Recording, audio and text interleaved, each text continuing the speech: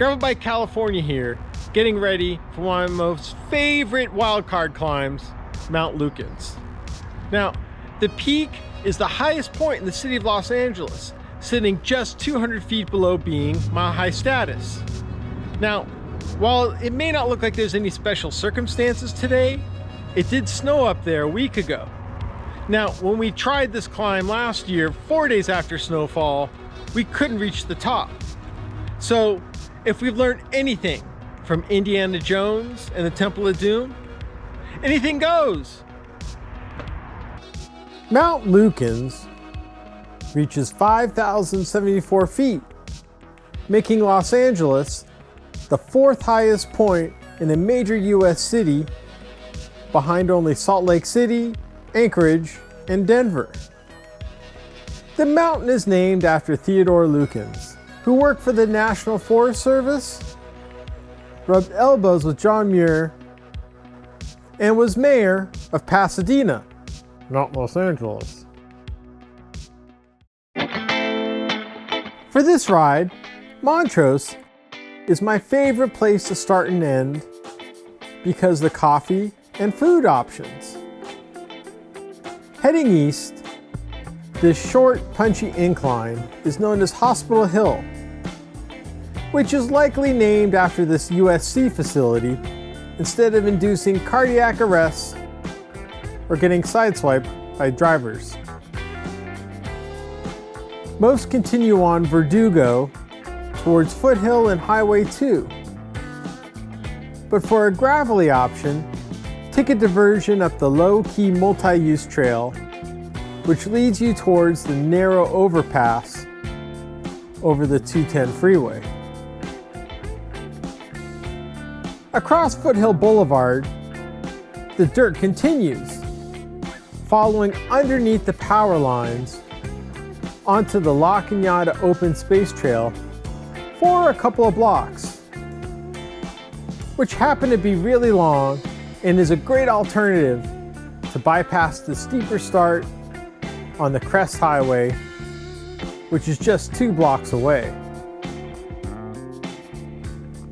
The 2 is a popular spot for cyclists, but today's route includes only brief experiences on it, as you quickly enter the Angeles National Forest proper, with only another mile until the turnoff after that.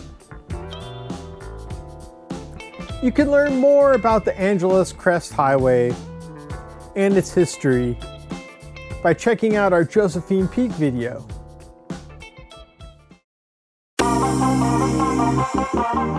As we quickly got off the 2, where we would make our way up to Mount Lukens from the fire station. It's a good place to stop on hot days with the shade and available water, but it's nice to pause before taking on the sturdy 7.25 mile climb with nearly 3,000 feet of elevation that'll take you longer than you think. The entrance looks quaint enough, but the first mile to the lookout is a good gut check, averaging double digits with little exposure to sunlight as you weave your way up. Even though there's so much left to go, you can't help but take in this first viewpoint with downtown in plain sight.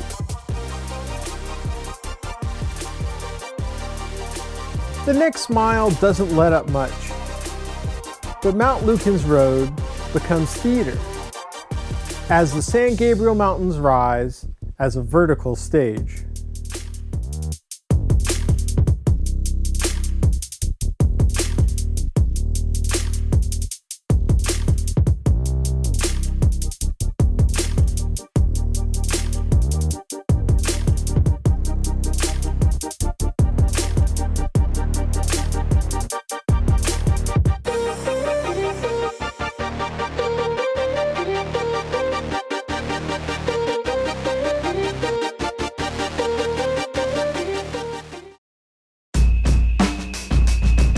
Just as that mile ticks off, you might miss this little offshoot on the left that brings more subtleties to the ride.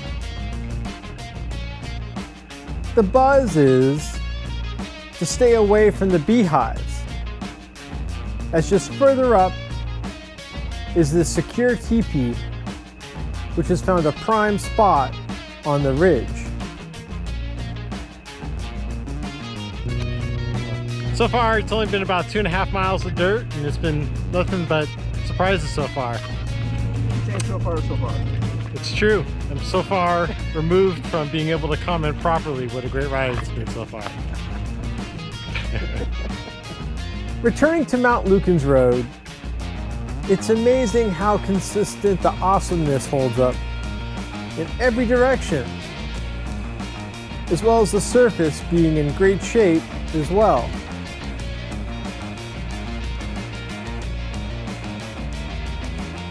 At mile 4, you come across a turnoff to Earl Canyon Motorway, which, averaging 11% for more than 3 miles, I put a big avoid note over. But right beyond this intersection, I can't help but to stop on this podium for a little bit of perspective.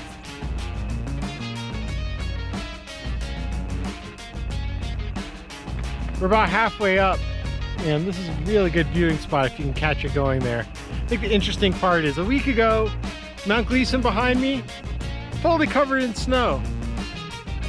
Today, evaporated.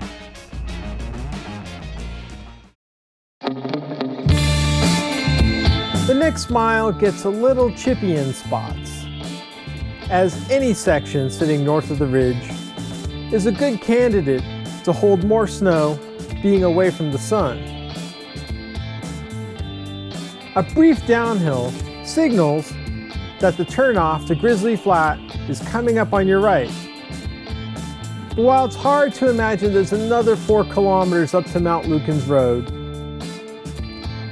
focusing on the scenery instead of the strain helps make the time pass.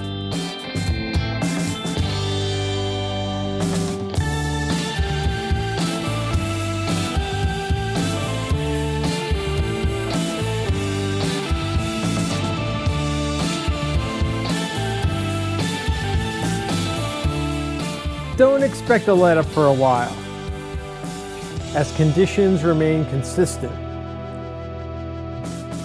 About 1.5 miles past the Grizzly Flat turnoff, Lukens actually trends downward for the next half mile.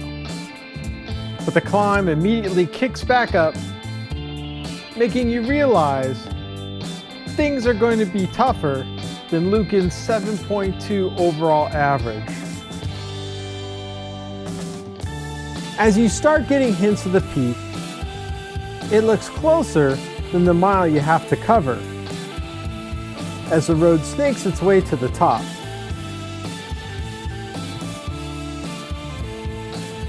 While I made no promises at the start, I love it when my instincts don't do me wrong. We did it! We found it! The only snow left. I promise you snow. Well, alas! Take in this bevy!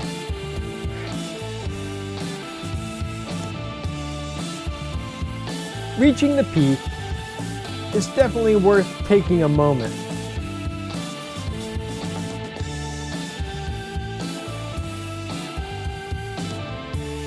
So, we may not be on top of the world, but we're on top of LA, LeBron. Anyways, there's a couple other ways to get down, but they're probably a little bit more mountain bike ready. You'll be looking for love in all the wrong places.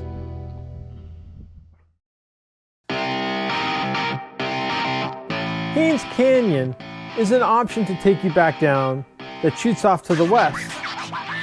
But at 10% and questionable conditions, I recommend turning tail, which is a viable option in a couple ways. First, taking in all the mountains in reverse view made me regret not wearing a helmet cam, which might be just as well, because the real way to view these panoramas are to experience it yourself. Secondly, taking Grizzly Flat Road is a different experience, as the descending is more closed in, being immersed by the force than any other part of the ride.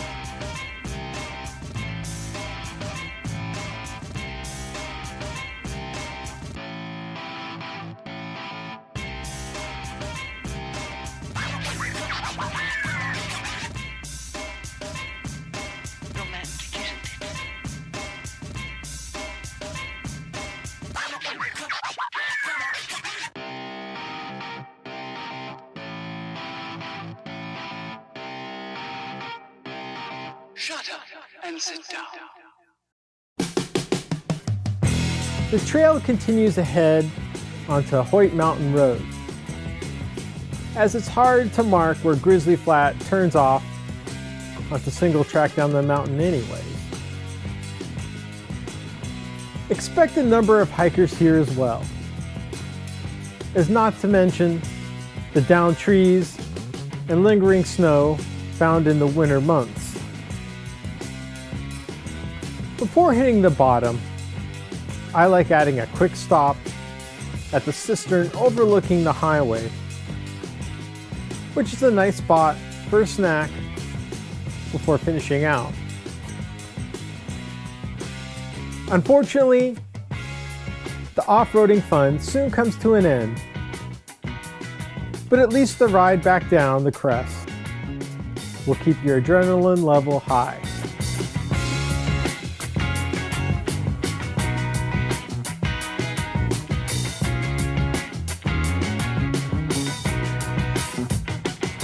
By the time you reach the bottom, you're ready to call it a day, as the wind will likely keep your ears from functioning properly riding through La Crescenta in a few minutes after that.